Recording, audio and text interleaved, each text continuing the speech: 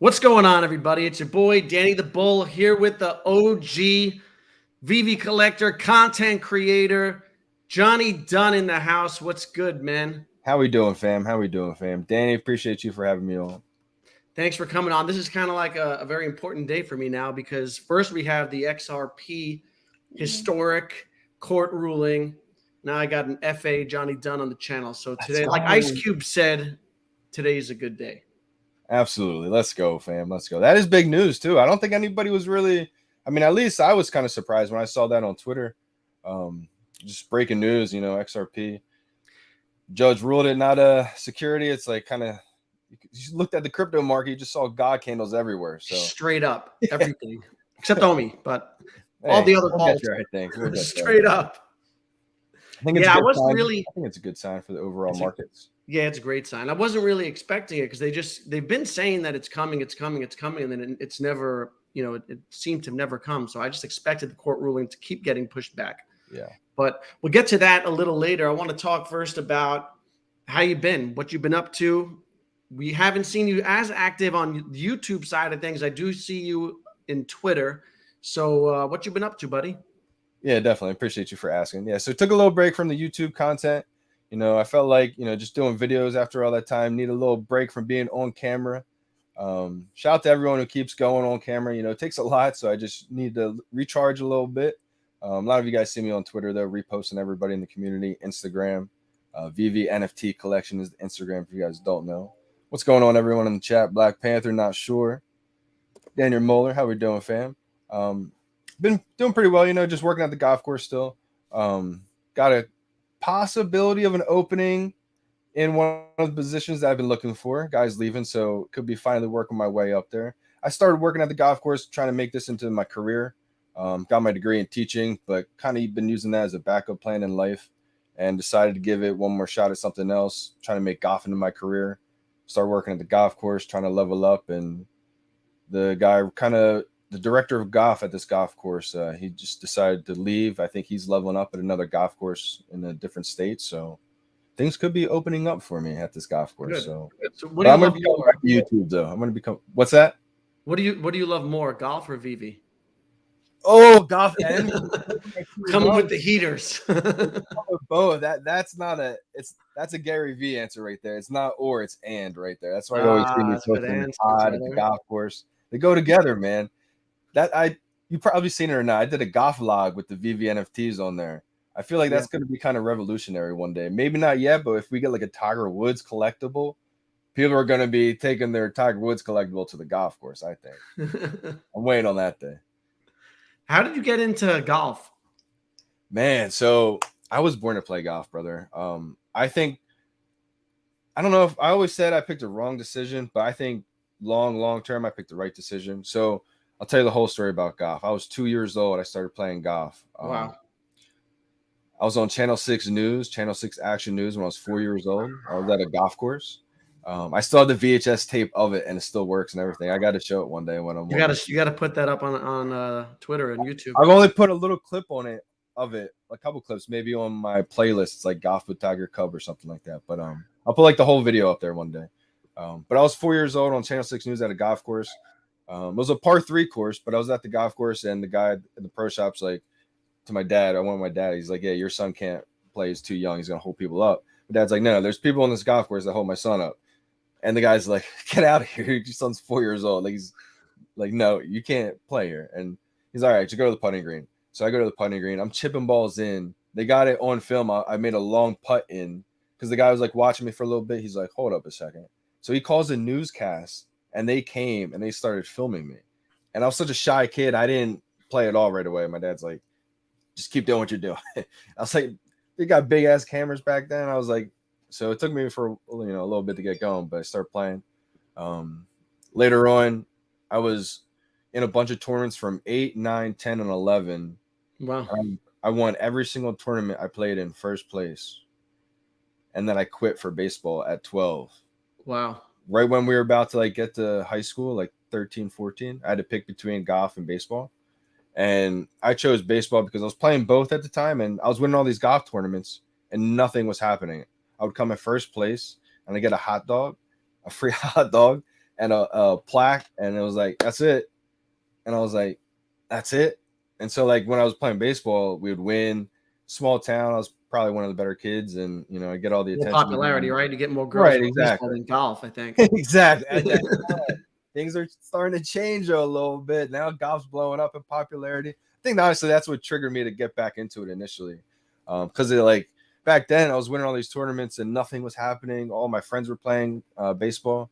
So that's really how I got back into that's how I started playing golf. And so baseball took over high school, went to college to play baseball, thought I could maybe go play pro, never got an opportunity to play professional baseball.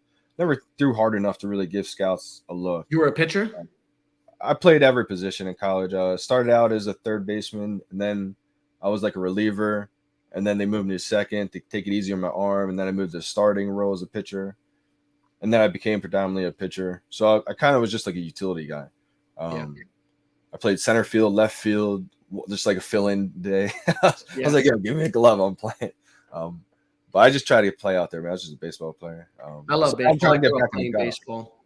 You play baseball too? You talked a little bit about collecting baseball cards. I kind of figured you might have some kind of background. Yeah, I grew up playing baseball. I was on the high school team and stuff, but it was a little small back. As I got older, I was on the smaller side, so it was a little harder to compete with the bigger guys.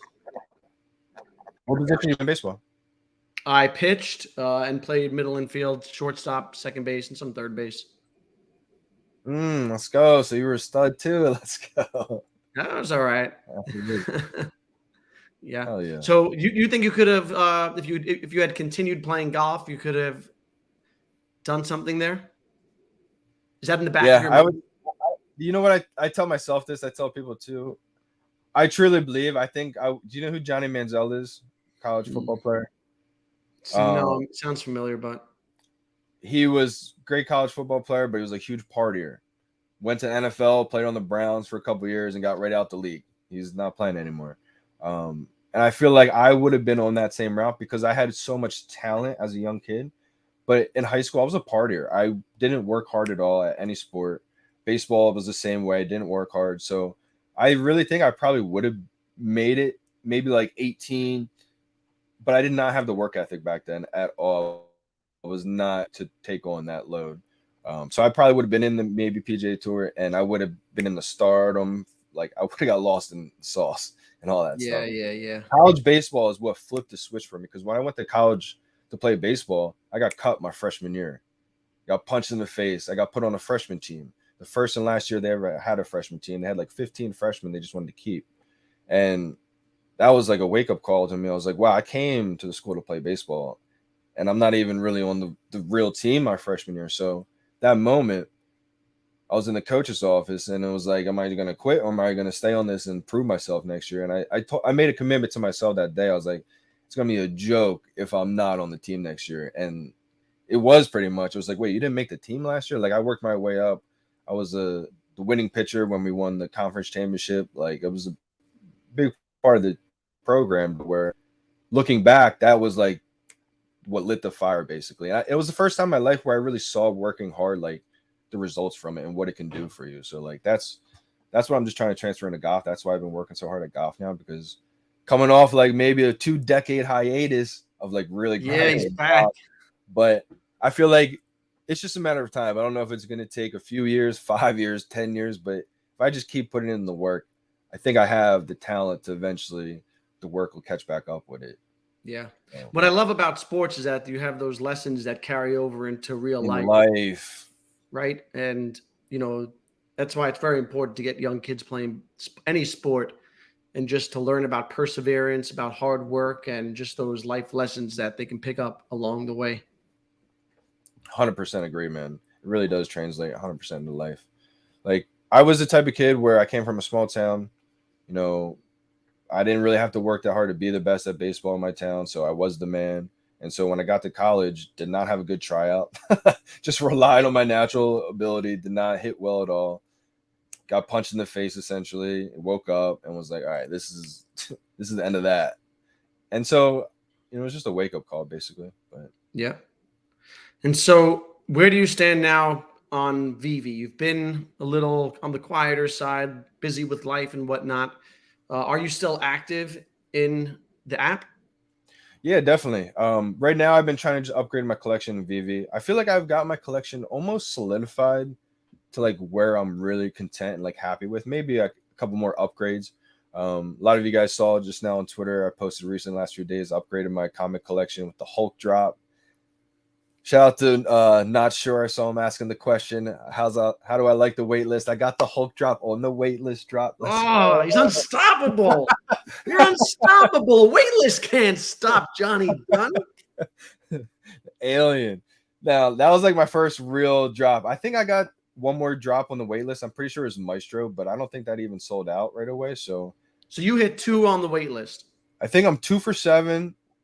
I think I've only went for 7 drops so far in the wait list, maybe 8. I don't think I've gone for 10 yet, but I've hit 2, and one was the Hulk. I got a common regular mint, and I sold it, and then I got a 3-digit mint, and then I got the ultra rare Hulk as well. I try to make a combination with the ultra rare and the 3-digit mints. Has anyone else in the chat hit more than one waitlist? Yeah, let me know. Am I the only one who did 2? Yo, I got none. I'm over like 6. Oh my gosh, not 1. I thought not 1. At least 1. Let me know in the chat. Shout out to SoCal Omi Homie. Are you doing anything special with the waitlist? You got like waitlist gate or something? Waitlist gate. I gotta come out with a new video. Tip? Oh my gosh, how I got the Hulk drop. I gotta come out with a video. No, I saw somebody asking. I think it was shout out to My Collectibles. I think he was asking one day, do people get it on the web app? And I was like, oh, it triggered my mind. I was like, that's a good idea. I might start trying the drops on the web app to use the waitlist. It feels like there might be like a priority there or something. But I've gotten 2 so far just on my phone. Wow. Mark Myers got 4 out of 6. Wow. He's hitting 666. SoCal's like me. He's over. SoCal. Omar got 3. That's sick. Yeah, okay. A lot of people are getting some of them. And what I like, like Bo is in Australia, and he hit Boo's Door. He hit the Hulk comic. Wow. Okay. Boo's Door. His wife's account and his. And I'm seeing that a lot. People in Australia, people in other regions who weren't typically that might have been hitting before. Yeah. Yeah. Wow, this guy got 3. Vicente got 3. How successful were you? Let's talk about. Is it luck that you're able to hit all those, or skill, or the tower, your proximity? Because I think Vault said, OG Vault in the house. OG Vault, what up, OG Vault? He said you hit all the time on the old system because of your geolocation, where you're at, geography. It's 100% skill. No, I'm just kidding. I'm kidding. Just no triggering people.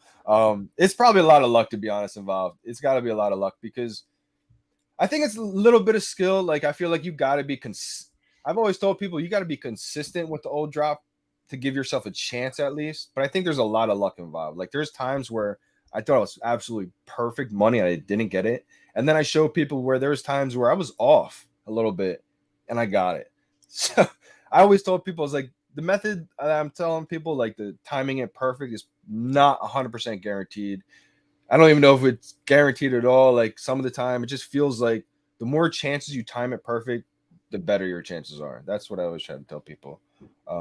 But like, shout out to It's Wonderful. Shout out to Pineapple Gang, because him and Nexus, I haven't seen Nexus in a while, but I think both of them, or maybe Nexus, made the website to where like you could practice your drops.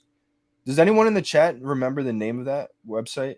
So I would. Oh yeah, I remember that practice one, right? Yeah, and I would not sure made one too. And I would literally practice it. And dude, there's one day where I got it like 7 times in a row or something insane. Like, it was wild. So I think it's a combination of just a lot of luck and maybe a little bit of skill to get it consistent of that timing. But so do you hate the new weight system, man? Be honest. Let's be candid. Yeah, I'll be 100%. Real talk over here. Yeah, real talk. So for me personally, I love the competitiveness of the old drop, like the competition of old drop. So I would say I'm personally a little bit more in favor of the old drop, but I'm the type of person where I want the community to grow, right? I want this to boom. So it's bigger than me. If majority of the community is loving the wait list, is hitting on the drops, people who don't really and like everything's good, then wait list it is for me. You know what I mean? Like, that's how I am. But for me personally, yeah, I love going for the 1000 edition Secret Rare Spider-Man. 3, 2, 1, 0. Buy now. Like that. You There's get in the nothing more zone. intense. Like I love baseball being on the mound with like the last inning. That's why I love golf because there's pressure shots. Like I mess up all the time. You could chunk one, you could thin one, right? But when you hit them right in those pressure moments, it's like it's hard to replicate that in real life. Besides a Vivi drop for those 3 seconds, it's a little similar to it. It's So like, sport. Vivi yeah, is sport. exactly, yeah. Yeah. But so yeah, personally, I would say I'm a fan of the older system, but I think it could pan out, especially with like the MCP points. I think are going to be pretty big with the wait list. So if majority of the community is for it and it's like fair for everyone, then I'm a team player here. Yeah, no, that's good to hear. And let's talk a little bit about your origin story. I don't know if everyone's familiar. Your origin story in Vivi. How early were you? How did you find it? Yeah, definitely. So I would say this card right here. It's kind of Ooh. how it got me starting finding Vivi. So, well, I guess not this exact card, but it was this is what I bought later because I guess it kind of reminded me. I do have the card upstairs of the card that got me into it, but so I found my Pokemon cards. My mom found my Pokemon cards. I knew Pokemon was popping off January of like 2020, 2021. So like right after 2020, Pokemon's craze still going on. I was like, Mom, you still got my Pokemon cards in the attic from like 20 years ago? It's like, I think so. We pull them down, got like a couple $1,000s worth of cards. I was like, all right, cool. We still got them. This is awesome. The binder and everything. So I go to try to sell them. I wanted to sell them. And that's when I knew nothing about PSA or really collecting in general. I collected cards as a kid like that, but didn't know much about anything with collecting now. So I learned, I was like, wow, okay, I have to send these out to PSA. And at the time, huge backup, 6 to Yeah, 12 months minimum. yeah. PSA sucked during COVID. I was like, wait, so just learning about this, I have to send my cards out. Takes at least a year to get them back, and then I have to sell them. And you have to wait to see how well they were graded. Yeah, exactly. It might not even be worth that much money. So I was like, okay, this whole system seems prehistoric. Like, what's going on? This is 2020. Like, what? And all of 2020, Gary V, I've been following Gary V for the last decade. He was preaching NFTs. I had no idea what he was talking about. He's talking about NBA Top Shot, this card sell or moment selling for 100,000. It's an NFT, and I could have gotten into NBA Top Shot, one of the earliest people too. I found it early, but I just didn't register because I'm watching Sports Center, seeing the same highlights. Didn't get it at all. I was one of those mainstream people who just didn't get NFTs all year, pretty much trying to learn because I knew Gary Vee was onto things early, so I'm trying to pick his mind. Didn't register though. All up until like January, Logan Paul finally comes out with his like own NFT. And that's when it started to click a little bit. I was like, oh, everybody's gonna have these NFTs. Oh my God. So that's when at least I started to understand a little bit. All that research, I think, in the computer, and then finding my Pokemon cards, researching all that stuff. I had suggested videos up on my YouTube, and it just through the grapevine, it was a Alfred Kahn Okomi 2018 video. I'm just clicking on, not knowing anything about Veve, Okomi, crypto, or anything. Just I guess with the Pokemon, whatever. He's talking about in this video, it's still up there on Okomi's YouTube channel to this day. He's talking about how they plan for this app to have digital collectibles to where you can sell them instantly. The blockchain just verifies it. And that's when I was just like, light bulbs going off. Like, this is what I need right now. If these Pokemon cards were just digital, I wouldn't need to wait a year or whatever. So I was like, wow, this is back in 2018 though. Okay, what's going on here? I thought it was just old. I thought it was way late. But then I find the Vivi app that they're talking about just got released in January of this year. And I was like, wait, so I'm not late at all. This is only a few months. So I download the app. I go into it. I see Batman on there because at the time it was a Batman, not Spider-Man. And Batman's my favorite. Either way, Spider-Man would have been huge for me too. I'm looking at it. I'm like, whoa, what is this app? They have all these characters of Batman. And that's when I go down the rabbit hole of the waitlist, David and Dan. Who are they? Alfred Kahn, the guy, the video I just watched is the same guy, Alfred Kahn, like putting two together. It was a crazy time in my life because March, I started finding all that out like end of February. March beginning of March is when I had like the juices flowing. I was like, this is gonna be huge. You could see on Gary Vee's Instagram posts. I still screenshot it sometimes to this day. March 1st, 2nd, 3rd, telling Gary Vee, Vivi's gonna be the biggest thing in the world. You need to check it out. And I made my first purchase March 3rd. So I was telling Gary Vee about it before I even made my first purchase. Looking back, I was like, what do I Yeah. do? I don't think I could have got the funds in time or something, like until like a few days later.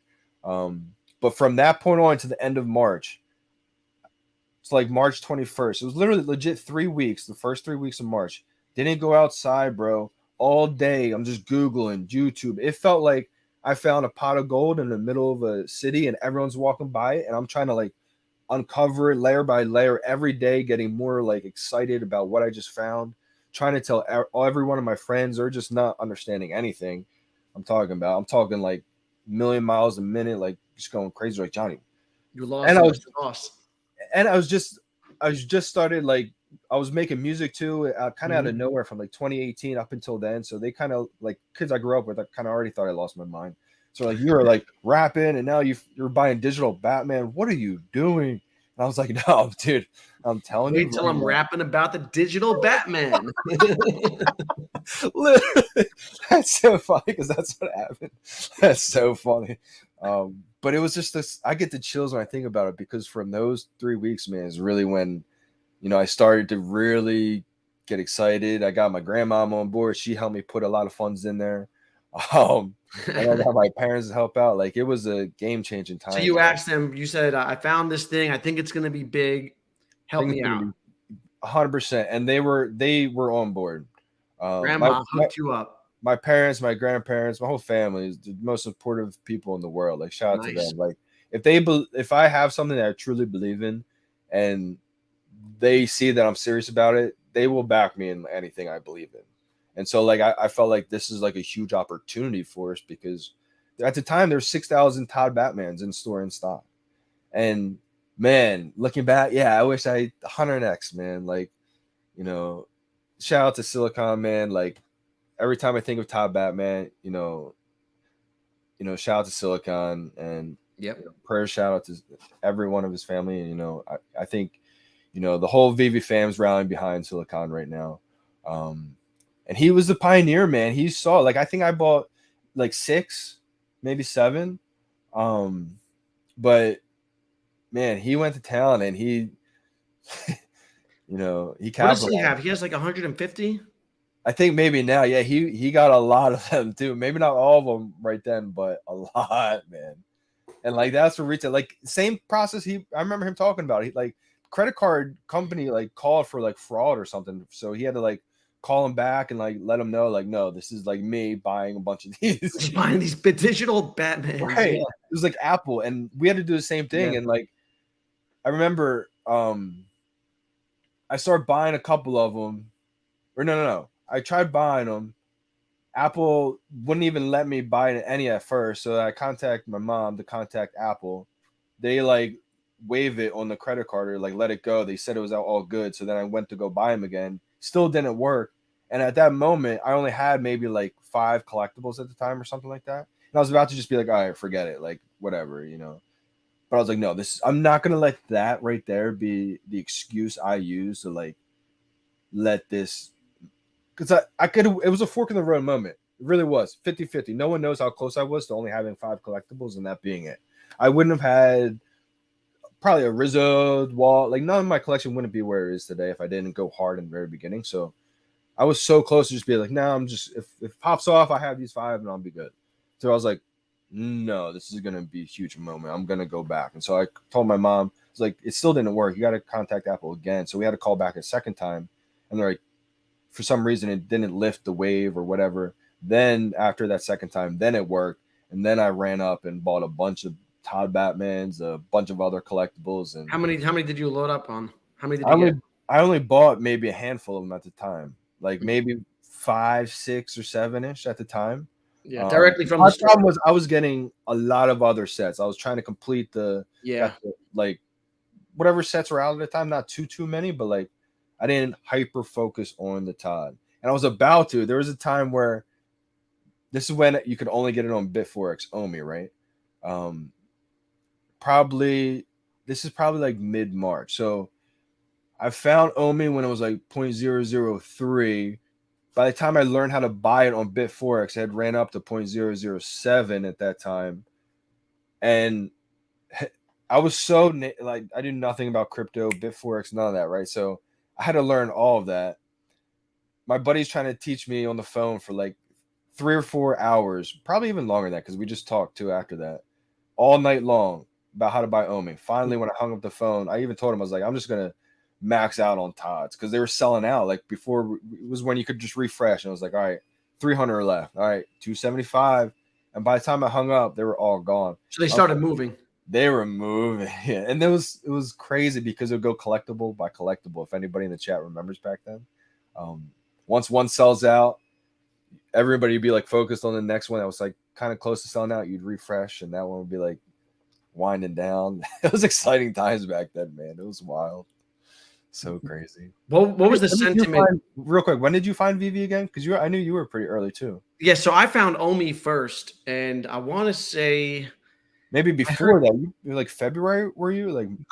Omi, I heard about it first, like early in the year. Yeah, but I didn't buy it until maybe like April, May. Okay. Took me some time to. I'm always skeptical, right? Yeah. I always have to it takes me a few times to be exposed to something, and then I got to do my research. You're not just gonna dive full. And then, but once I get in, and once I'm in something, and I lock in on it, then I'm kind of like you. I go down a rabbit hole. Yeah. But I went down. Unfortunately, I didn't go down the Vivi rabbit hole. I went down the Omi rabbit hole, and I neglected the Vivi side of things because I thought, well, if this thing, blows up, I have exposure. Right. I have like the pick and shovels play. You know what I mean? I got so lucky in that sense because I did it opposite of you. And most of the people I was talking with were doing what you were doing, and they were saying I was wrong, and I thought I was wrong too. Not wrong, just no one knew right and wrong. Just happened to be, I guess, hindsight in the better. At that time, that was the right play to make. Right at that time. Right.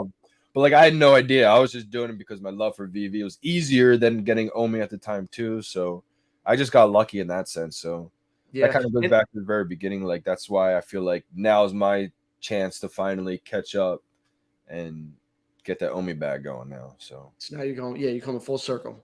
Right, exactly. Yeah. Feel pretty happy with my Vivi bag, Vivi collection right now. So what was sentiment like back then? Like were people there was a lot of FUD, but it was like different kinds of FUD.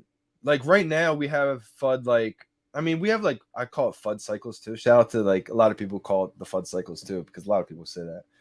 We have stuff like they're not real NFTs still and all that. Yeah, At the the detailed part about bridging it and all that kind of stuff. But back then, right now we have the economic worldwide situation. We all know the economy is not great.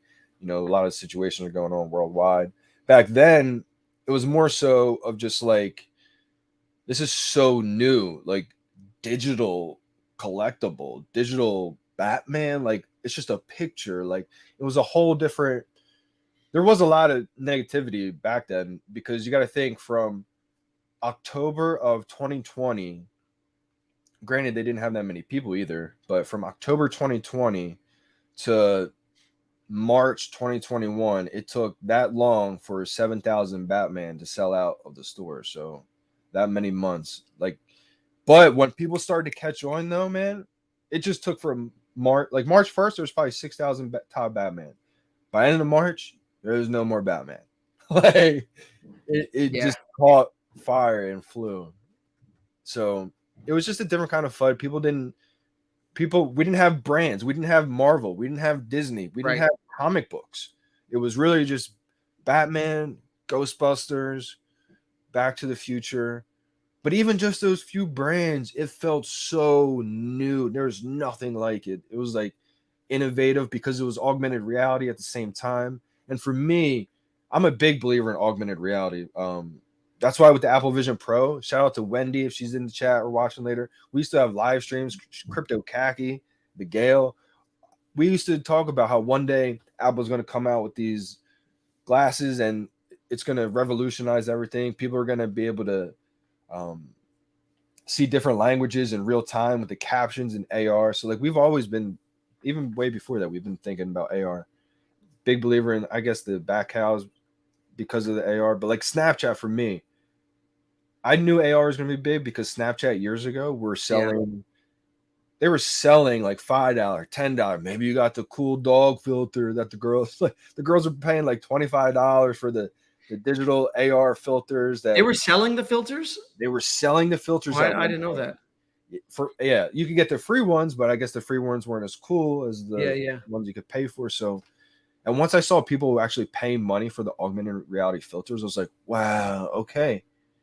Then what's going to happen when augmented reality collectibles that you own from Marvel, Disney, Batman pop off? Like, so I've always been a big believer. Once I saw all that together, and then David's history background mixed with Alfred Kahn being with the company as well, I was like, this is every single day. It was like something new that just blew my mind. It was like, holy cow! So People now, pay for Snapchat yeah, filters. Justin can't believe it either. Yeah, exactly. Fast forward now, what is it, like a couple years, right? And Crazy. has your thesis changed? Or does your do you still have that same level of conviction? Yeah, I really do. I think if anything, maybe the timeline would probably be different and probably be stretched out a little bit. I was probably saying, 3 to 5 years back when I first found it, and we're probably almost at that 3 years. So maybe stretch it out, maybe 3 to 5, maybe 10 years, right? Like where things completely. I don't think it's gonna take 10 years from now, but like, who knows? I can't predict the future. But I think the Apple Vision Pro is a huge game changing step. It may not even get adopted like people think in the very beginning. It may take the third, fourth, fifth. Like I Yeah. equate that like the iPhone, right?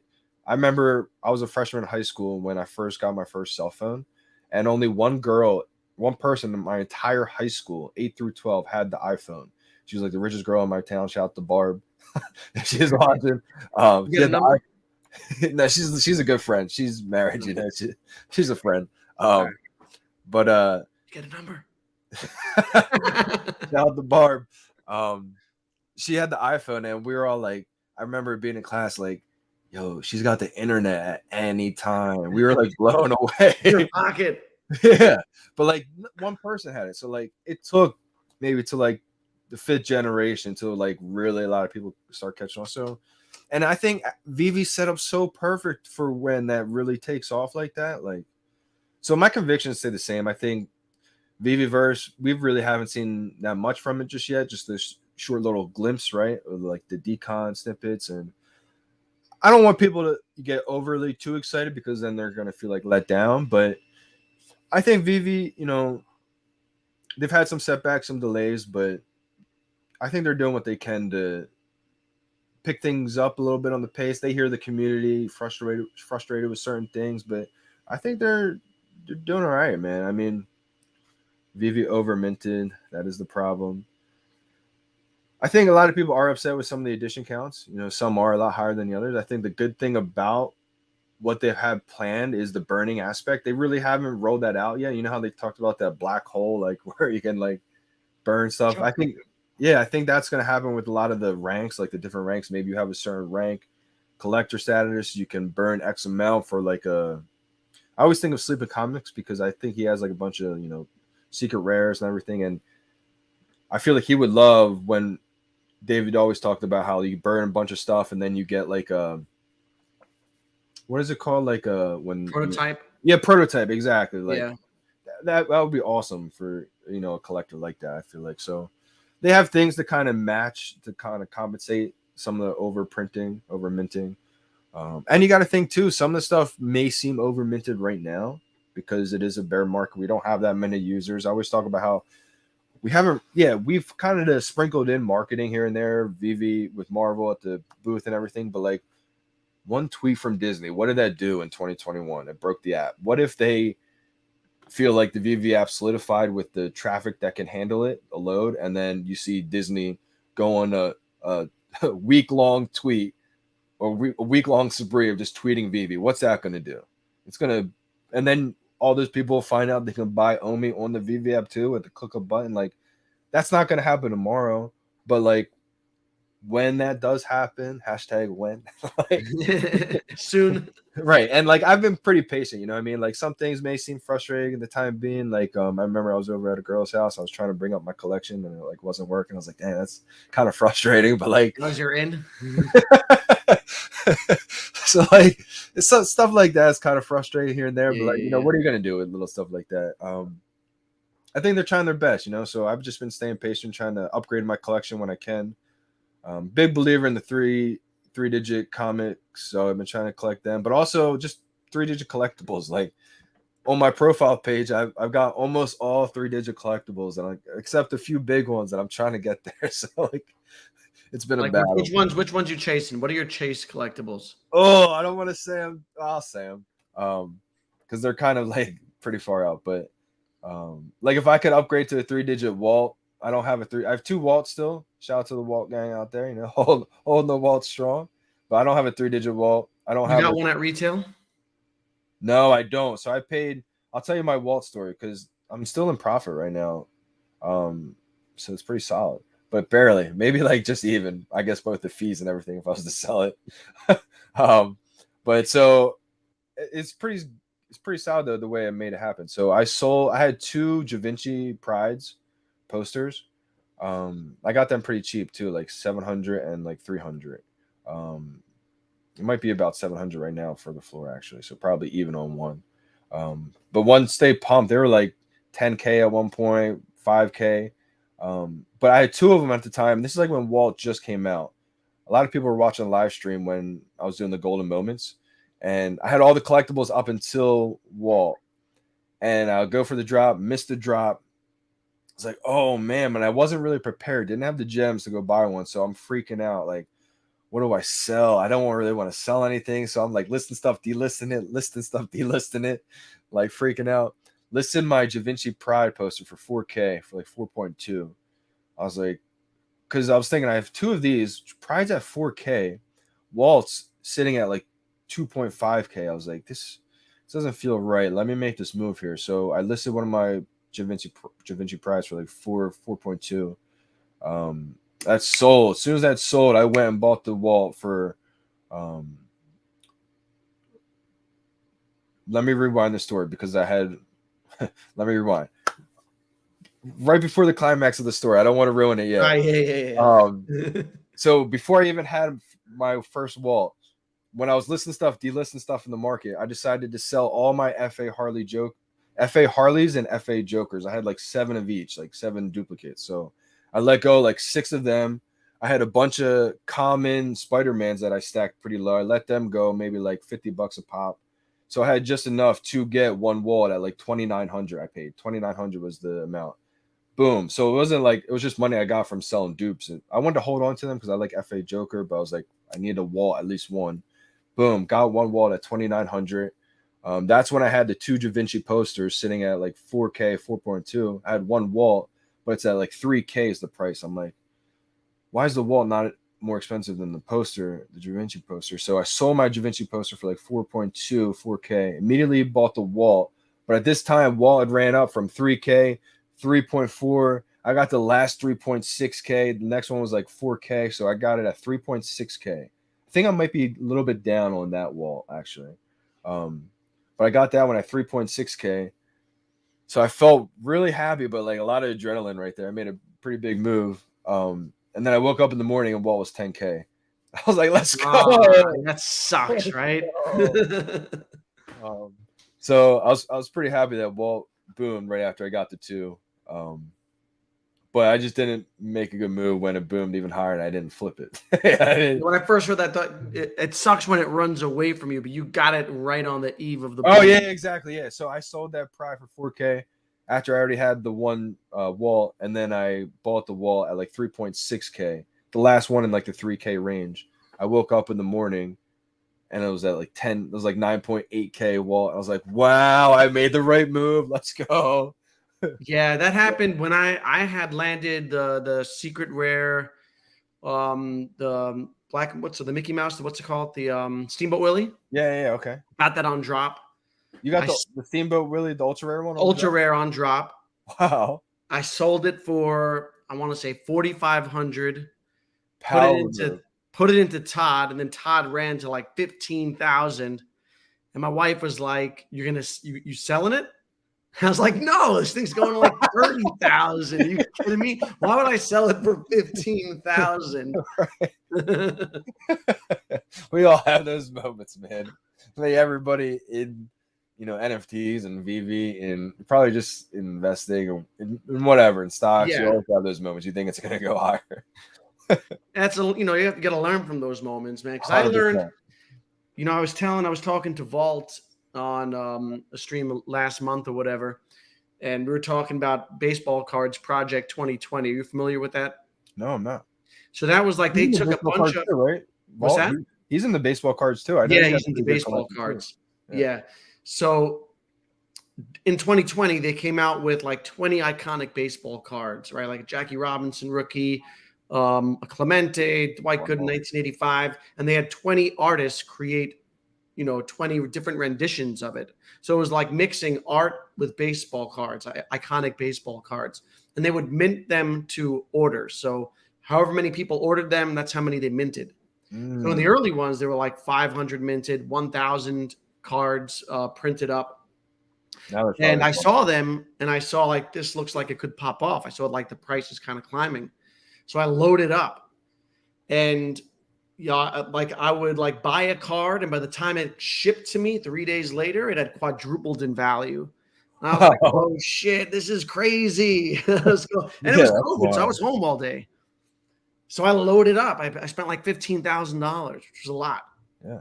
Right, a lot back then. Right. So I put $15,000 in, and within a week it was up to like $60,000 or $70,000. Wow. My wife was like, "Oh, you got to sell these." I was like, "Hell no!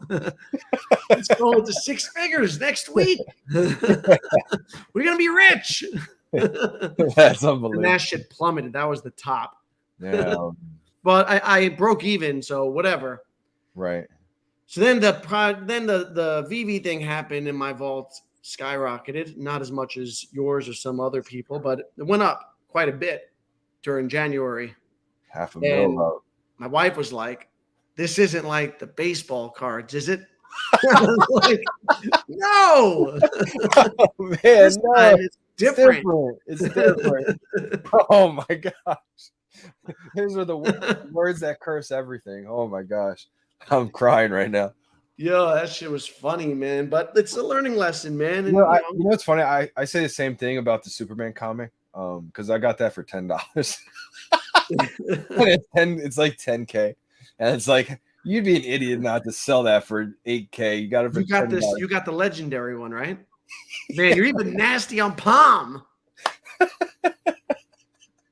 How crazy is that, dude? Dude, I saw that when you hit that. I was like, this guy, man. Sometimes it just hits me like it is right now, and I just like think about it. I'm like, what are the chances of all this, dude? Like, it's unbelievable. So yeah, like anywhere you go, where can you get a $10 investment to turn into what, 8K, 9K after fees in like less than a year? Like, I'd be an idiot not to sell it. So like every day goes by, I'm like, I don't really need it right now. So like it's one comic that I feel like if I was to wait 10, 15 years, that could be absolutely huge because it's the first ever DC comic. But like, there's going to be other DC comics. What about when the first Batman comes out? What about when the first Action Comics comes out? There's so many others that'll probably dip that price. So like, there's a lot of times where I think about just selling. Plus, there's no cash out over there, but there hasn't been any update. Like I keep asking people, like, there's no cash out in Palm. Not unless it came back and I just missed it. They had it and then it dropped because I've got the I think the they had it for a while. Yeah, they had it for a while and they got hit with like whatever bank provider they were using and it got disabled and they said they're going to bring it back. I just haven't heard any updates. Maybe someone in the chat knows because I don't follow it as closely. Maybe they put out like an update, but I asked people and I haven't heard any word back. But that might be one that I end up selling. Like I'd probably sell that. I don't know. I think about either selling that one or selling one of my wallets, but like at the same time, emotionally attached. I am to like the way I see my Vivi collection. I'm emotionally attached to some pieces, but like I have such a long-term vision to where I hope it works out. Maybe it's just it doesn't end up working out, but like I truly believe like one day, once this whole Vivi verse is kind of rolled out, I think your top master collectors will be able to have an admission fee like they've always talked about. And if your showroom, your museum is like big enough, if it's cool enough, if you can bring in enough people, I think you'll be able to make a good amount of money through your collection. That way they can entice big collectors to not have to sell off their collection. They can actually make a little bit of money through having their collection, like a walk-in museum. Like I know one guy, my dad watches on YouTube. He's got an entire physical like army museum to where he just has people fly in like privately and they pay him a crazy amount of money to just walk and view his like museum. So I see that kind of happening on a similar type scale with Vivi to where you have people like right now, you have master collectors, people with crazy valuations of showrooms and collections, and they don't really have an enticement to like hold really. But like if they know they can make money through having their big collection, I think that would be huge. And Reese has said like that's their long-term vision. Is it going to happen right away? No, but that's kind of how I see my collection going. Like I want to make money through my collection. I don't want to have to sell it off, basically, is what I'm trying to say. Yeah. Did you sell anything during that spike, that bubble? A little bit, yeah, but I didn't take as much profit as I, looking back, hindsight, as I really wanted to. Did your grandmother yell at you? That's hilarious. She probably should. She probably should, but no, she's a believer in it. She knows like like just where the world economy is right now. But I mean, hindsight, yeah, she probably should. She don't talk. She's not talking shit. No, she's too nice to do that. She's a big believer in it too. She knows like it's gonna come back around eventually. That's good. But for her though, yeah, I wish I did take profits and hook her up a little bit with some big profits there. Yeah, it's so hard to take profits, but I'm trying to. I'm preparing myself now, right in this crypto market and everything. Making a plan, learning my lessons because If you make a plan, it will help out so much. you have to make a plan, and you You'll have get to caught up in the hype. You'll get caught up. The emotion of everything, that 100%. euphoria kicks in, and it's hard to sell when everything is telling you inside your body to buy, right, or to hold, or it's going higher. So I think layering out is the way. That's my plan, is to layer out. In this way, if it keeps going up, I still have a bag that I'm selling. But that's like, and like this time, I won't be upset to let go of a couple of duplicates to use it for something else. You know what I mean? I don't have to hold on to every. Like I was holding on to 7 or like a whole bunch. I know people probably have huge stacks and think like 7. That's not a lot, but like at the time, I had like a whole bunch of collectibles that I didn't want to let go. Like I had a whole bunch, and it was hard for me to let go of those.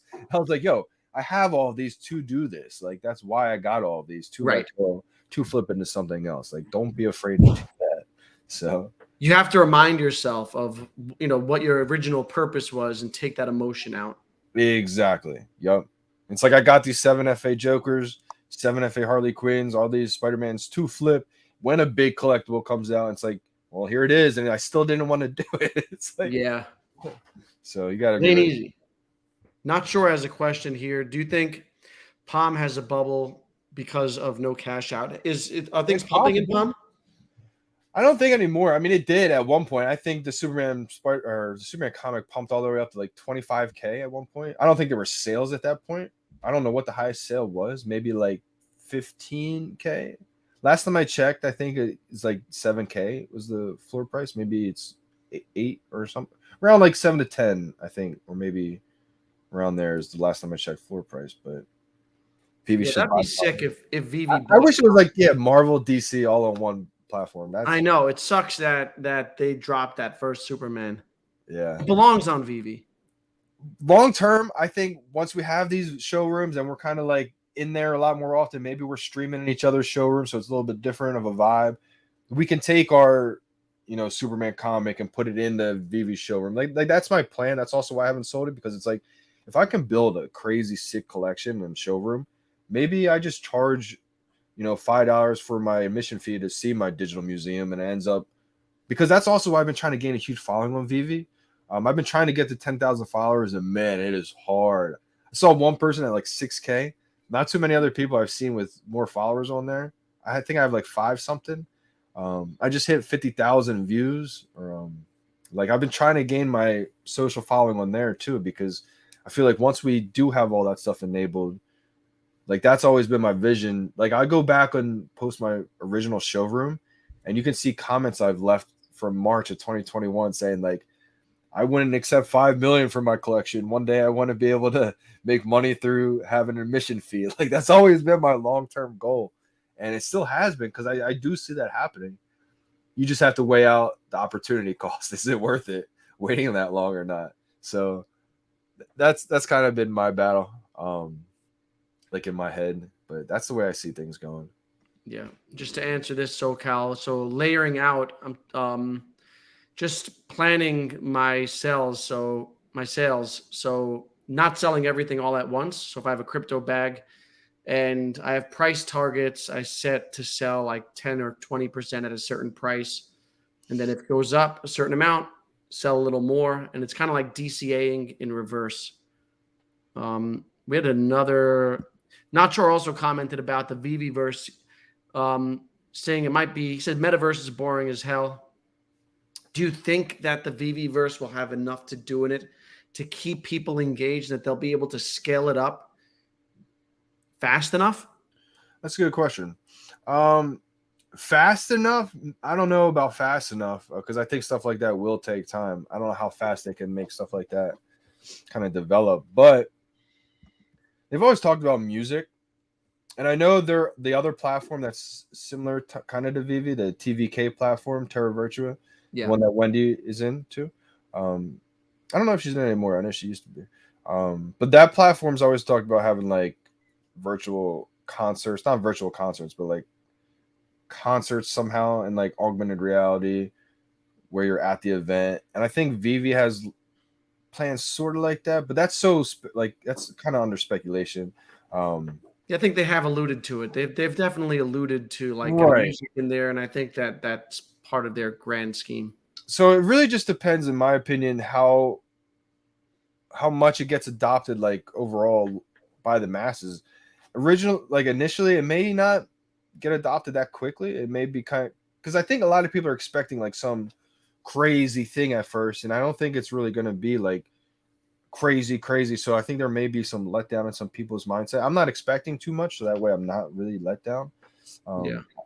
I almost see it being like an extension to what's already kind of happening. Just a little bit more in depth, maybe like multiplayer action type thing, to where like we could be in the same environment with other people. It's like an ongoing thing, though. I think it's not just going to be like boom, it's here and it's amazing. It's just like we get a little bit more in depth. Maybe a merge one day with the Apple Vision Pro, and then things really start to boom. That's a good question, though. I mean, a lot of people aren't into the metaverse, and the one good thing about Vivi has is it's not all virtual. A lot of people are just, you got to get outside too, especially these days with kids always being inside. But the good thing Vivi has is the augmented reality. So people like Claire. I'm not sure if you're familiar with Claire. Yeah. She's a mod. She used to be notoriously known for taking amazing pictures outside with the Vivi NFTs. Yeah, some people are just skilled, man. They do amazing things. Exactly. And she used to say like it would get her outside to like kind of be inspired to take these pictures by the mountains and everything. So Vivi not only is just like in your phone virtual, it gets people outside and moving too at the same time. So I know that's been a big part of what David's tried to do as well. So Yeah, hopefully they build on it and they get more advancements or whatever, because it does where you can taking the pictures and everything is real cool at first, but but like that then needs more. need more. Yeah. 100%. Are you good at building vaults? I am pretty solid at building vaults. Yeah. But I have a unique style though. Like shout out to all the vaultaholics. They go crazy with it. Yeah, some of them are so It's creative. unbelievable. I just saw Yeah. one recently and I was like blown away by. But like for me, like I like to have my vault kind of like I want like a luxurious museum type vibe. They do like crazy, amazing looking. Like they almost go like I look at it like art sort of, and it's just almost like a different art style because I don't know if I could create what they create. You know what I mean? Like they're amazing. but at the same time, like none of my showrooms have that style. They're all my showrooms would look almost similar. Like they're different, of course, but like they're all sort of like a similar style, just because that's just what I like looking at. Like there's days where I just go in my showroom and look around. I'm literally like in amazement. I'm like an all golden showroom. Like I'll go in that thing and be like, this is It's gonna be amazing. sick when you could when you could visit other people's vaults, and if you get, Exactly. especially if it when it gets to a point you can put on glasses and walk through someone's vault. That's gonna be sick, and that's going to draw people. I It's just agree. a matter of time, I think, before they get there. Yeah. But that would be dope. And and it feels like for all of us too that it's taking forever because we're in it the day to day, the hour to hour, literally the minute Right. to minute. So like, even though it feels like times are flying by, like we're waiting, like when's this coming? When's this coming? We're always kind of like on edge, almost waiting for the drop. We don't know what's coming next week. So we've been kind of conditioned to be like, what's next? What's around the corner? And sometimes that's why this break has been great for me because it's allowed me to kind of not be on edge constantly and take a step back and kind of just be patient, upgrade my collection, and just I'm here to stay. You know what I mean? Like I'm along for the ride. I'm not every day. I'm not like banging on the Vivi team's door like we need this, Mitch. Come on. Like Yeah. yeah, there's some things that may not be great that happen. Like I see everything on Twitter, like the good, the bad, a lot of negativity. I was telling you earlier, I see it all. And the Vivi team's on Twitter, in the community to kind of see that criticism. They want the feedback. They want to know what they got wrong. They want to know how they can fix things. But I just ignore it when it gets like personal and they start attacking the Vivi team and kind of disrespecting them. That kind of gets, over the line, I would say. Yeah. But Have you been disappointed by anything in particular, or you're just kind of like a patient person who just takes things in stride and thinks that they have their long term vision that they're going to execute? I would say I've been pretty patient for the most part. Just take things in stride. I would say there's a couple things that might have happened that I knew wouldn't have went well with the community. I was like, oh, maybe they could have done this a little bit different, or maybe they should have came out and said this because this one's not going to go well. And like the community like went crazy. It's like so. But again, they're not perfect. They're humans. I think they're trying their best. It's not like they're trying to get things wrong. I think they've definitely heard the community about the timelines, about how like things are taking too long. So if I feel like every week, couple weeks, they're updating. There's like something new now. There's new this. There's the language is huge and different apps in different languages now, right? Like on the app, I think on the web app, Yeah, the localization stuff. Yeah, like that stuff we like dreamed about. Like we would I always know. say, like one day when they get all the languages and it's like this stuff's finally rolling out, but there's so much other chaos going on. It's like it just gets like flooded. Like people don't. So like I've been just patient. I'm excited that they keep rolling stuff out. I'm glad they're kind of like speeding things up a little bit, getting little updates here and there. Feels like It's now a they very got like valid a point. checklist. Like they almost got like I think Mitch has talked about that. Like they want to get things done in every 2 weeks or something. So it's showing. Like that's big right there because it gives that kind of stuff does give the community, whether they want to like admit it or not, it gives them like a confidence. Like okay, we see this now, we see this. That's good. Like before, they may have still been working on stuff, but if you didn't see it, people have been like, well, you keep saying this, where is this? And it's like I think they're going excuse me, going in the right direction at least. Yeah. That's very valid that, localization and the different languages in the app, that was like such a big ask and want from the community. If you go back like a year ago, Yeah, right? Because that everyone thinks that that's like the precursor to anime. And right. that's, expanding the whole, the reach of Vivi. And we got that, and it's kind of like a little shrugged off. And I think you're right; it gets lost in the noise. Yeah, People have been frustrated, and it's a bear market, and everything is down, so that exasperates, all the definitely. negativity. And there have been missteps on their part, but at the same time, we are seeing a little bit of a rollout at a pace that's been picked up. So that stuff is encouraging. Um, the Alibaba Oh yeah, the status Alibaba news. Yeah, of questions. What do you make of that? Or do you think that that's just the streaming of the cloud partnership, or do you think that there's more to that? Yeah, so I've heard a lot of what people were speculating there. I don't want to comment too much just because I don't know what it is yet. Mm-hmm.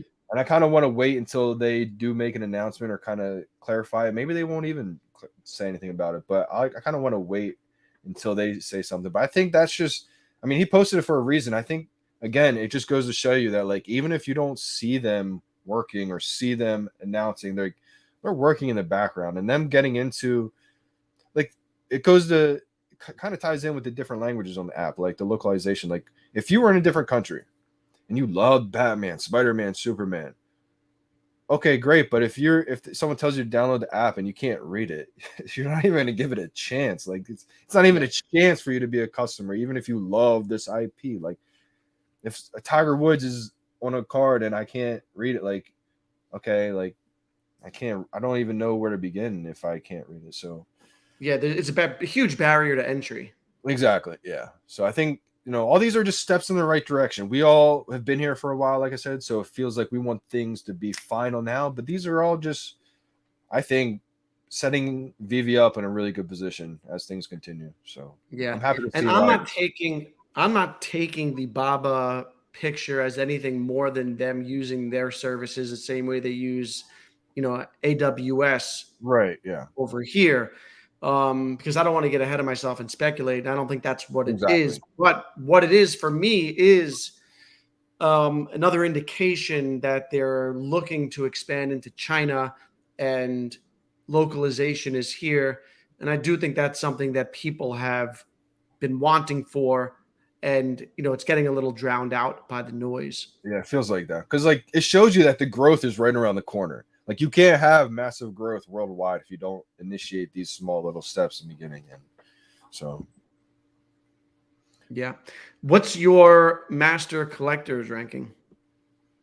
I am right before the master collector. I am a diamond. I'm a diamond one. I fluctuate. If I buy like the new set, I'll get up into the master and then it'll go back down. So I've been so on the cusp right now of, like, in my head. There's one point where I was about to stack a bunch of rare comics. I did a little bit, but then I had to think about it. And I was like, I don't want to just buy a bunch of random stuff that I don't really enjoy just for a bunch of these points, because they're going to keep releasing a bunch of other stuff. And it's like, it was never ending money pit if I do that. So I kind of backed up on that decision because, like, right now I'm like right on the cusp of master collector, and my collection's filled with, like, pretty much the collections of that I'm gonna long hold. So, like, I feel really confident that way, to where, like, a couple more sets and I'll be at that master collector. But I don't want to, like, reach, because I like I said, I started to a little bit. I was gonna buy a bunch of random stuff just to keep myself in there, but that's a never-ending money pit. So I'd rather just hold all the stuff I love, enjoy, plan on long holding. Like, I have some stuff that I have in there that I plan to flip. Most of them are dupes, but yeah, my collection's filled with pretty much majority of stuff I plan to keep. I have 230 collectibles. I have 59 sets. I have 112 comics. Level 42, and I'm a diamond 1. So it's nothing crazy. You got diamond hands. Yeah, diamond hands. Am I going for tomorrow's drop? Are these the Disneyland posters?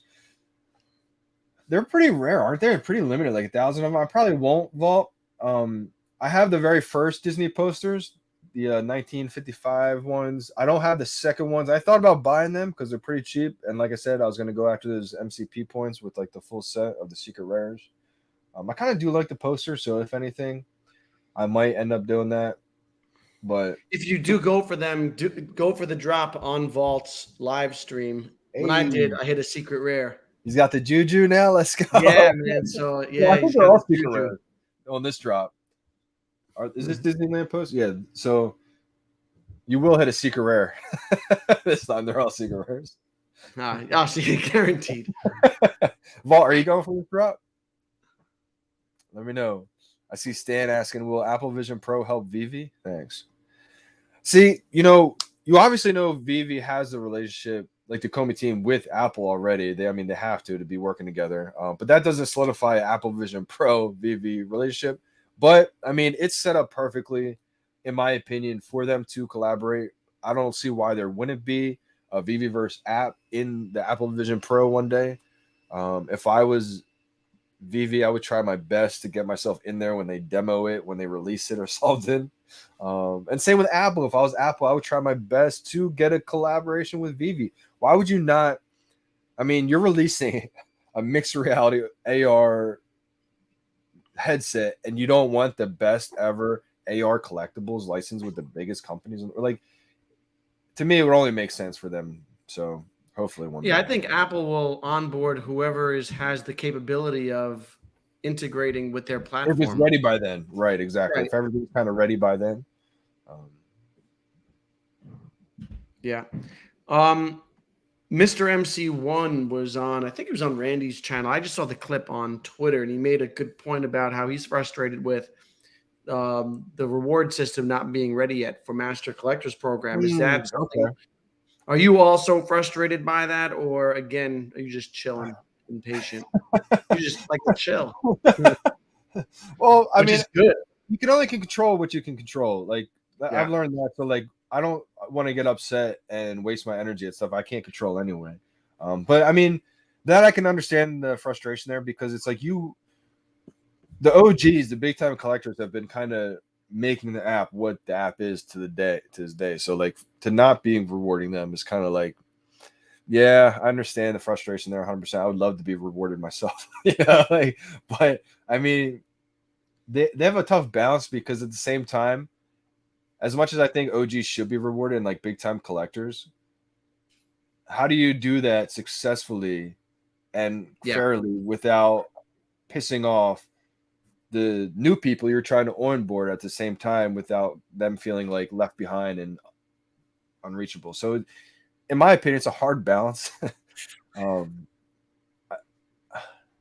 It's true, because you want new people. You want to get new people into the app, but if they can't get anything because all the OGs are now getting all the rewards, like OMI holders using their tokens or whatever. But then again, like if you haven't been in the app and you haven't bought a whole bunch of collectibles, you can then buy the OMI tokens. Exactly. To also level up. And then maybe they'll have to figure out a system where it's balanced and a certain amount are allocated to new users. Yeah. And I think they're going to, it's going to be like a trial and error system. I don't think it's going to be perfect right away, unfortunately. I think they've even said it. But they're going to try to, I think eventually they will figure out the balance to where they're rewarding the collectors enough and everyone's, pretty happy with what they're doing. And then they're still onboarding enough new users. It's not going to happen right away. If they get it right away, then knock on wood, that's amazing. But I mean, it's I think likely there are going to be some missteps. Exactly. And so that's why for me, I've taken a step back. I was so on conditioned, on edge, excited for what's the next drop. I mean, I'm still excited for what the next drop is, but mentally, I think working at the golf course, playing a lot of golf when I'm not at the golf course, has just helped me relax mentally, to where if they have a mishap or something happens, I'm just okay. That sucks. That happened.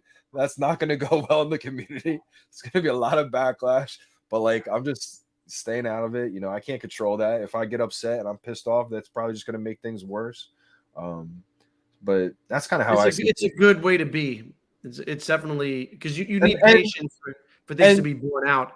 Right. And that doesn't mean I'm mad at people for criticizing, because at the same time, they're on the ground floor because they want to hear what people dislike, what's going well, what they can improve, because that's the only way they're going to get it right. It's just, like I said, when people cross that line and they start being disrespectful and attacking them and it gets personal, that's when it's like, all right, things are crazy. Yeah. But yeah, be the ball. Exactly. Yeah.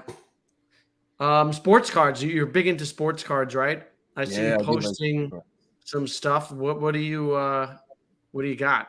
So it's not really just sports cards. It was really kind of just my favorite players I was into growing up. I got a bunch over here behind me. I'll bring some out. And then the the Vivi side of me kicked in, and it's like I want to collect all my favorite IP stuff that I never thought I would have collected. And shout out to Sean too from Comics and Crypto, because he got me thinking about the VHS market, and he's always showing me different things. And man, I love the VHS tapes.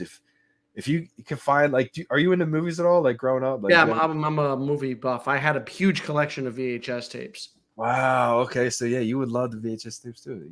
Did you ever think about getting back into it? Like, Nah, man. You know why? Because it would hurt me that I got rid of all mine. oh, okay. And I'm Okay. like, Yeah. yeah.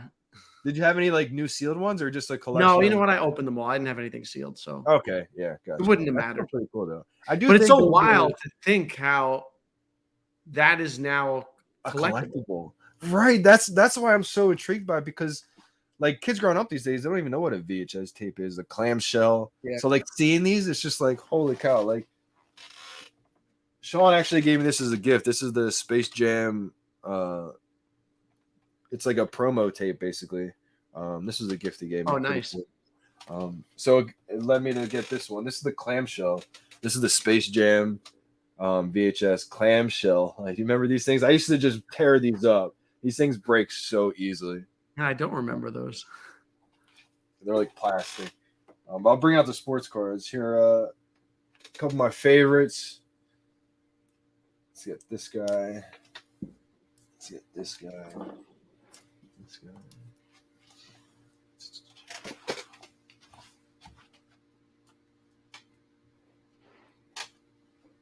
Oh, here, yeah. You're digging in the crates. Let's get it. All right. I thought I was going to stop at just the sports cards, but then my Vivi collection, like I said, I was like, I got to get the first Batman card, the first Superman cards out of my league, man. The first Superman card, that's insane money right there. But here's some sports cards here. So this is the Tiger Woods rookie card, Gem Mint 10. This is the upper deck one. There's actually a pretty good amount. PSA what? PSA 10. Oh, nice. So this is a 10. There's actually a pretty good amount of these in circulation, though. It's not like there's only 100. I think there's like probably like 10,000 PSA 10s. Wow. So it's not like a rare rookie card, but they still go for about $300. So like kind of expensive for one that has that many editions. It might even be a little bit more than 10,000, honestly. What does it go for? About $300. 300. Yeah, nice. Yeah. Give or take a little bit less, a little bit more. This one's actually pretty cheap too. Shaquille O'Neal rookie PSA 10. Nice. I feel like Shaq's a legend, one of the best big men. Yeah, it's you can't go wrong with Shaq rookie. Yeah, this is a pretty cheap one too.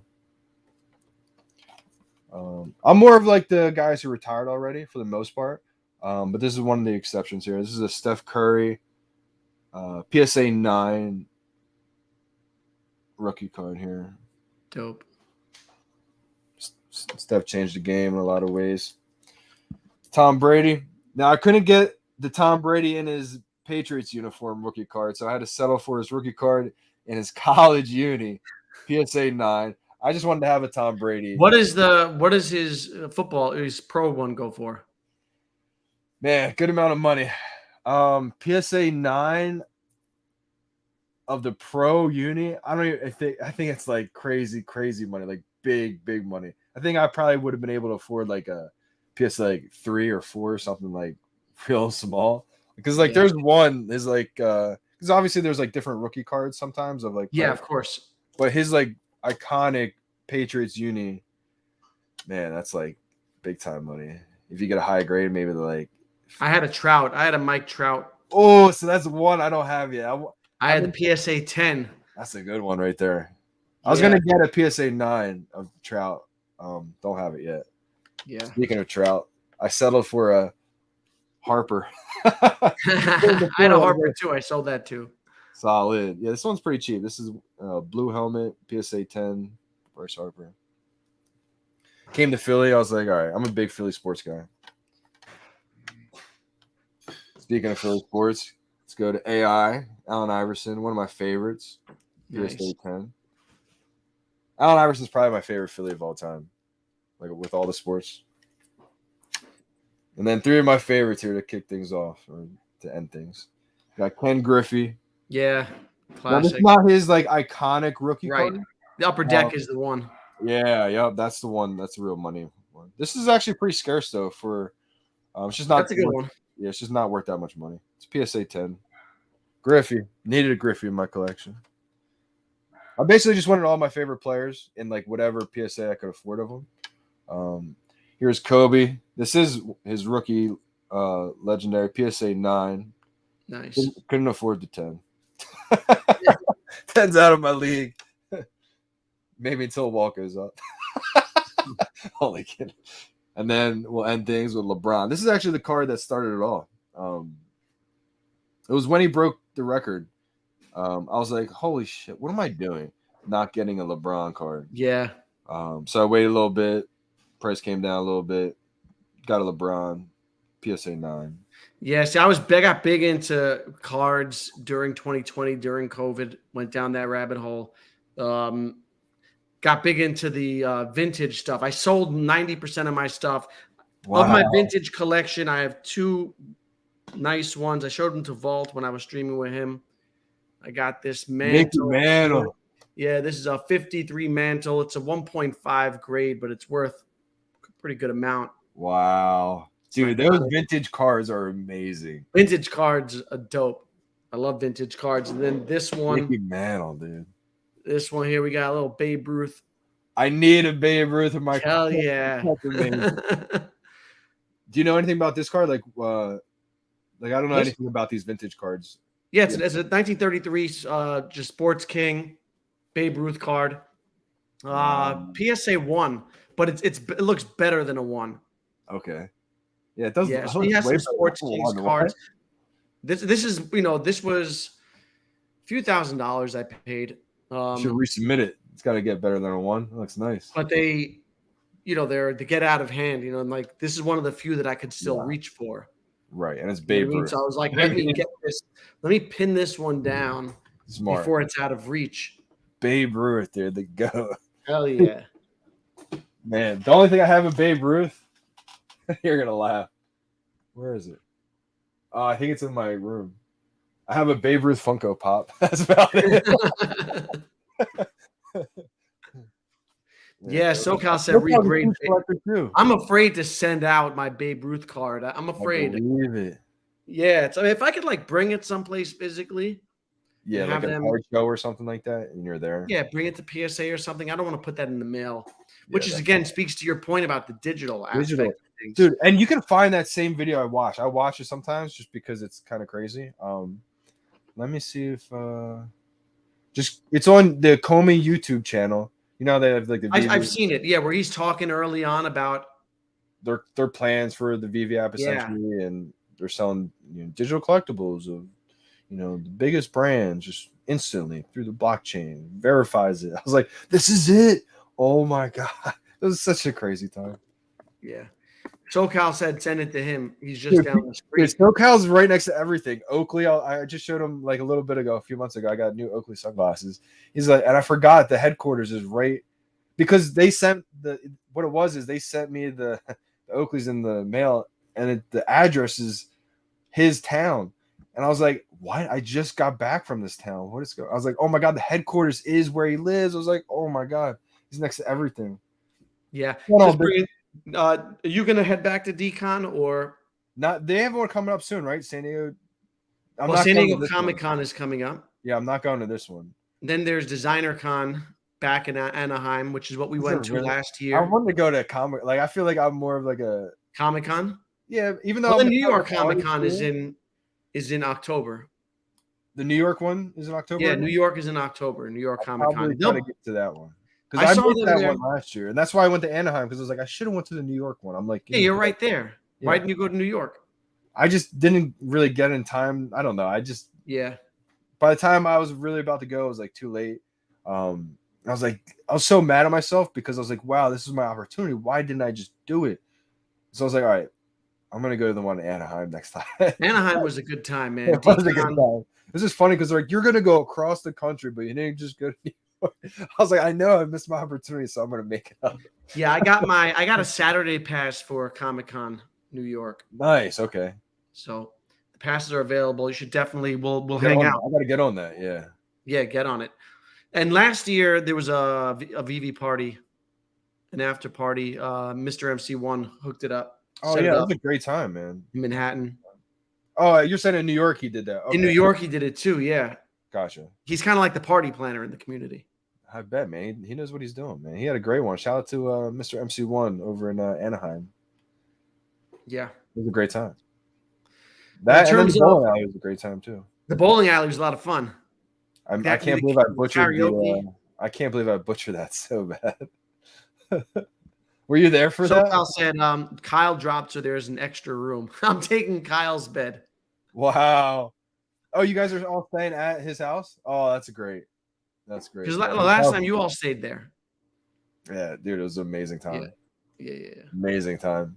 I stayed with Dan Lee. Me and Daniel Lee bunked together in a hotel. Word, okay. I was the big spoon.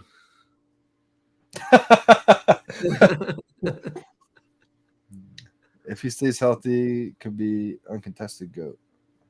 Yeah. Oh, Shohei Ohtani, yeah. Shohei, yeah. He's doing crazy stuff right now, man. He's amazing. I'm hoping he comes to New York next year. They're talking about, possibility. I mean, Yankees got the kind of money to make it happen. So, well, I'm talking about the Mets. Oh, that's right. I forgot. That's right. Yeah. Wow. I don't know where he's gonna go.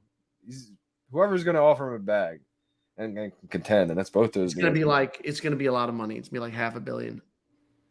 It might be more too, which is insane to think about. Really crazy.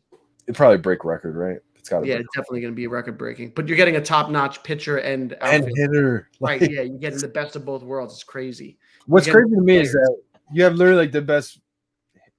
You have Trout and Ohtani on the same team. They still can't. I mean, they're trending, I think, towards playoffs, but you would think their team would be better. They're still. Yeah, I know they've squandered the two best players of the modern era. It's really crazy. No pitching will do it. SoCal, you ever go watch their games? Next time I come out there, man, we got to go see a Mike Trout game in Anaheim. We got to go do that. They're coming to New York. Are they? Yeah. We should go see a game. You know, Trout's from like 20 minutes from where I live. Literally. He's from Millville and I'm from Pittman, which is like 20 minutes from each other. Oh, nice. I got tickets for I have a 20-game pack for the Mets. So I got tickets for that Angels game. I'll let you know if my wife falls through. Yeah, I don't know any plans. Dude, that's awesome, man. We were about to play Trout in high school. He's like same age as me too. Our game got rained out, and our coach never rescheduled it. He says to this day, it's the biggest regret. It would have been awesome to play against him. I probably would have pitched too. That would have been the highlight. He would have taken you deep. He might have. I feel like if I struck him out, that would have been my highlight. You know what I mean? Going high and tight. I'm an off-speed kind of guy, so I would have gave him with a sidearm. I would have tried to literally pull everything out of my bag. I'm the type of guy where I'll quick pitch you to death and then just like mess you up like completely. Just hold there and just wait. I hate guys like you. Literally, it's because I never threw hard, so like I'm the ultimate competitor. I got to use my strengths to my advantage, and I'm just gonna try to piss you off as a hitter, so you're completely taken out of the game. Like one time. It got close. It was borderline of like, what are you doing, dude? I was quick pitching him, and then all of a sudden, I'm just sitting there waiting. He calls timeout. I step off. I get back up there. I'm just waiting.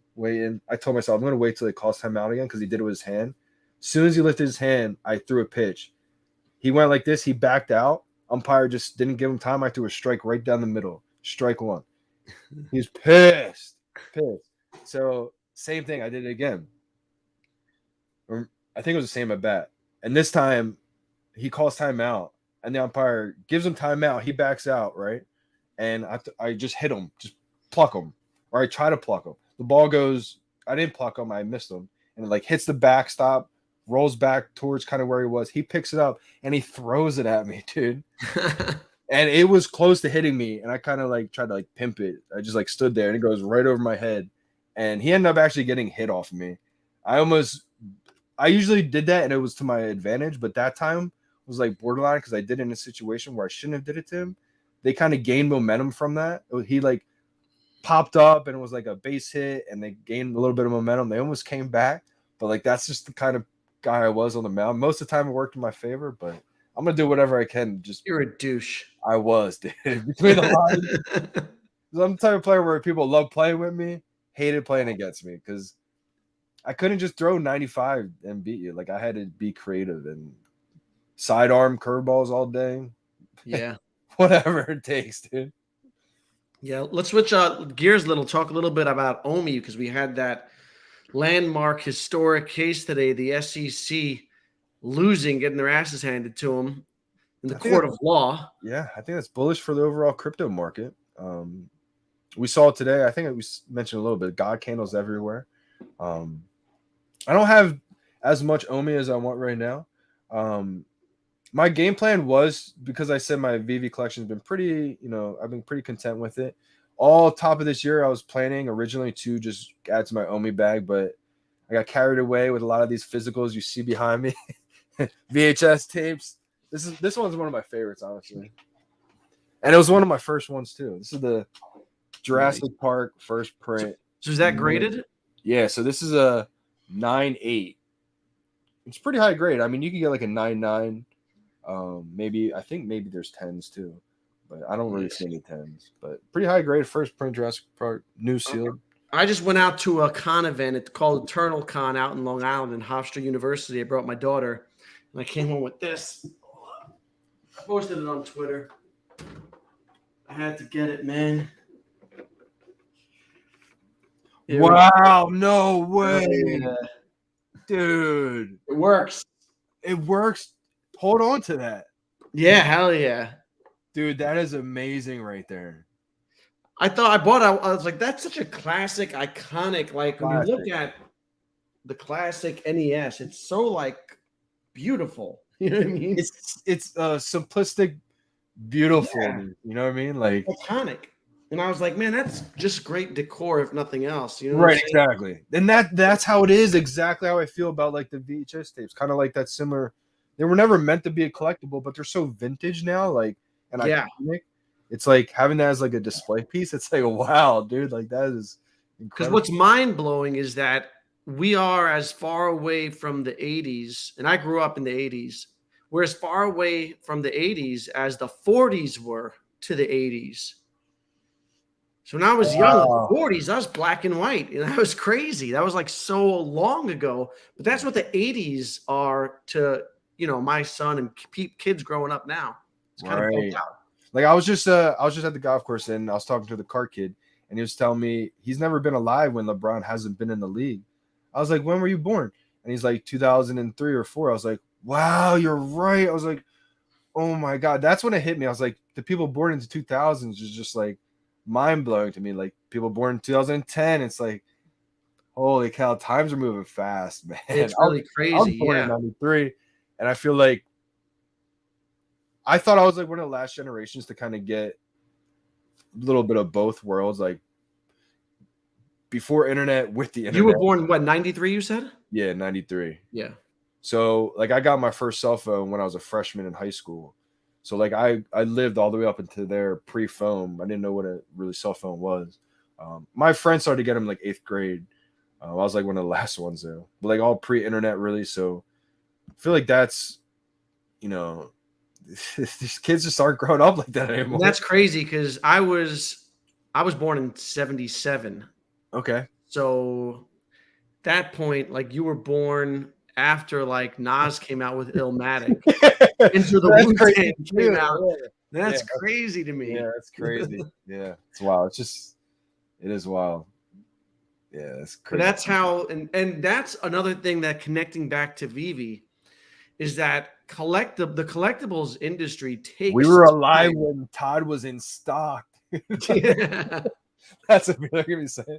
The true collectibles industry takes time to develop. Like you need nostalgia has to kick in. Exactly.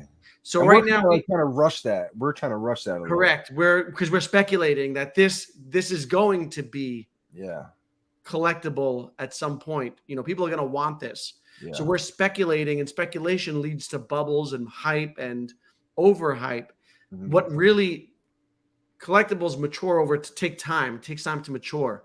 Even Pokemon cards didn't become, I think, valuable right until most people were not like putting away Pokemon cards like this is the first appearance, first edition. They were correct. 20 years. It wouldn't have been maybe what it is today if it was like that. So yeah. So part of me thinks this whole thing's going to take much longer than we Definitely did. anticipated, because that's when the nostalgia kicks in. And like you said, that's when, like, oh, I remember, when Todd was still in the store. Yeah, I think Vivi Viral actually brought up a great point in one of his videos that he put out on YouTube or something. I forget where it was, but for what I'm about to say, I think he hit on it big time, and I think it's probably the case of how it's going to go. Gaming, like gamifying collectibles, is going to bring in like a lot of the popularity, like onboarding a lot of users, like, and then the historical collectibles will probably cycle around after that whole phase. Meaning, like, once we get like the Viviverse going, there's maybe games going on. Maybe they release the new Batman that's involved in this game, and then there's a lot of hype because you can use it in this utility or use it for this in this game as that utility, or there could be different collectibles that come out that are amazing for certain, like, whatever. They're cool, they're great utility for this, and that could onboard tons of users, mass gaming, whatever, if that happens. But then, like, after that whole cycle of years goes by, that's when that nostalgia comes back, and it's like, wait, but you have the first ever Superman, the static one that doesn't even move. Like, you Yeah. can't even, you like, then that turns into the collector's item. And so, like you said, it could take a lot longer than we're all kind of thinking, hoping. And I could definitely see that being the case too. Yeah, it's 100%. And I thought about that a lot early on, that as these mature and their tech gets better and you can do more with them and there's more animation, the static ones are going to look like, this old Nintendo one day. Right, exactly. Yep. And Exactly. then people are going to want it. Yes. And that's what drives the whole collectibles market, is that nostalgia and trying to reclaim part of what you grew up with. Yep. And hindsight, not hindsight, but it almost makes me think like maybe that's why they did the black and white as like the first set, because like looking back, like you have the black and white version, not even the ones in color. Maybe it just happened to be like that, like coincidentally, but it'd be kind of cool to look back, like, and that's how it is, But Yeah. let's go. Yeah, congratulations, Omar. Yeah, Omar. Hopefully, I can get there before things. Damn, really 27 million.